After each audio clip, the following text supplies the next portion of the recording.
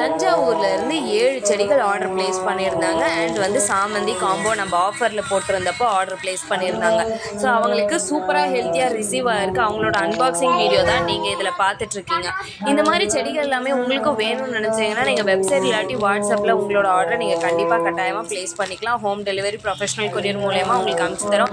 அப்படி இல்லாட்டி எம்எஸ்எஸ் கண்டிப்பாக அவைலபிளாக இருக்குது. அதில் நீங்கள் ஆர்டர் ப்ளேஸ் பண்ணி வாங்கிக்கலாம். அதில் ஃபுல் சாயில் ஓப்பன் பாக்ஸில் வரும்.